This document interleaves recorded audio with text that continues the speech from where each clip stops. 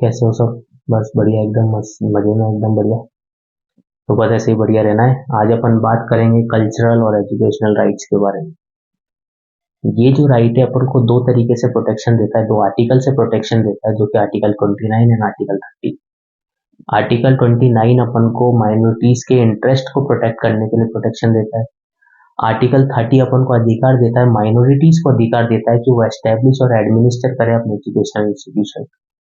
अब किसी भी माइनॉरिटी को अगर अपना इंटरेस्ट में कुछ भी आ सकता है, उनके लैंग्वेज, उनकी स्क्रिप्ट और उनका कल्चर, अगर वो उसको प्रोटेक्ट करना चाहता है तो सीधे सीधे ये है कि वो एजुकेशन इंस्टीट्यूशन को एस्टेब्लिश कर ले, वहां पे वो उसके बारे में पढ़ाए, बताए कि भाई हाँ माइनॉरिटीज की लैंग्वेज इस तरीके से बोली जाती है, वहाँ के कल्चर ये होते हैं, तो वो सब उसके बारे में बता सकता है।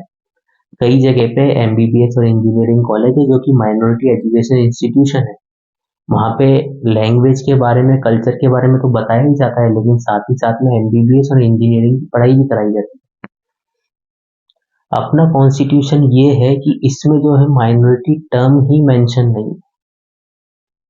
आर्टिकल 30 में सिर्फ दो टर्म मेंशन करी गई है, लिंग्विस्टिक और रिलीजियस माइनॉरिटी, जिसमें लिंग्विस्टिक माइनॉरिटी को डिफाइन ही नहीं करा है कॉन्स्टिट्यूशन में या किसी भी एक्ट में।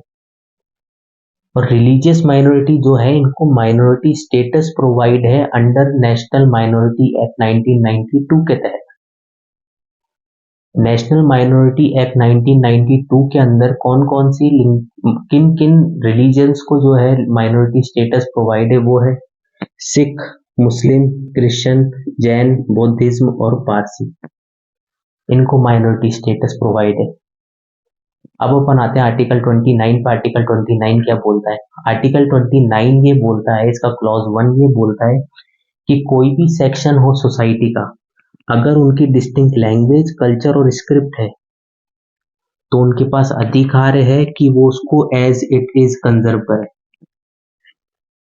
और कोई भी सिटीजन अगर किसी भी एजुकेशनल इंस्टीट्यूशन में एडमिशन लेने जाता है, जो कि एजुकेशन इंस्टीट्यूशन फंड हो रही है स्टेट के द्वारा, तो उसके साथ में डिस्क्रिमिनेशन नहीं करा जा सकता। डिस्क्रिमिनेशन किन बेसिस पे नहीं करा जा सकता? उसके कास्ट, उसके रेस और उसके सेक्स को लेकर। तो ये प्रोटेक्शन मिले हैं अपन को आर्टिकल 29 में। आर्टिकल 30 ये बोलता है कि अपने माइनॉरिटीज के पास में ये अधिकार है कि वो एस्टेब्लिश और एडमिनिस्टर करें एजुकेशनल इंस्टीट्यूशन को। मतलब आर्टिकल 30 क्लॉज 1 ये कहता है कि अगर कोई भी लिंग्विस्टिक या रिलीजियस माइनॉरिटी है, तो वह एस्टेब्लिश कर सकता है एजुकेशनल इंस्टीट्यूशन, और उसके पास में ये अधिकार है कि उसको एज इट इज एडमिनिस्टर भी कर सकता है, वो खुद उसको एडमिनिस्टर भी कर सकता है। आर्टिकल 30 क्लॉज 2 ये कहता है कि अगर स्टेट एक्वायर कर रही है प्रॉपर्टी किसी की, माइनॉरिटी की या फिर एजुकेशनल इंस्टीट्यूशन की, तो स्टेट उसमें कंपनसेशन देगी, और ये जो कंपनसेशन देगी ये फाइनल होगा, इसको आप कोर्ट में रिव्यू नहीं करा सकते, कांट रिव्यू इन कोर्ट। और ये जो ऐड हुआ है, ये ऐड हुआ है 44th कॉन्स्टिट्यूशन अमेंडमेंट से ऐड हुआ है।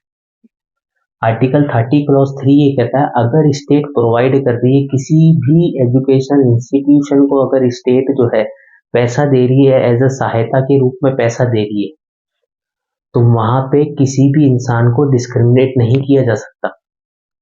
ये तीन अधिकार अपन को मिलते हैं आर्टिकल 30 में, जिसमें आर्टिकल 30 क्लॉज 1 लिंग्विस्टिक और रिलीजियस माइनॉरिटी जो एस्टेब्लिश कर सकते हैं और उसको एडमिनिस्टर भी कर सकते हैं।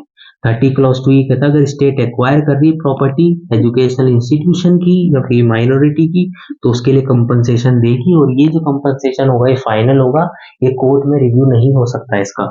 ये ऐड हुआ है 44th कॉन्स्टिट्यूशन अमेंडमेंट से। 30 क्लॉज 3 ये बोलता है, अगर स्टेट प्रोवाइड कर रही है फाइनेंशियल असिस्टेंस किसी भी एजुकेशन इंस्टीट्यूशन को, तो वहां पे उनके साथ में डिस्क्रिमिनेशन नहीं हो सकता। तो ये दो आर्टिकल थे, आर्टिकल 29 एंड आर्टिकल 30। आगे राइट टू कॉन्स्टिट्यूशन रेमेडीज के आर्टिकल अपन पढ़ेंगे अगली वीडियो में। Okay, bye bye and take care.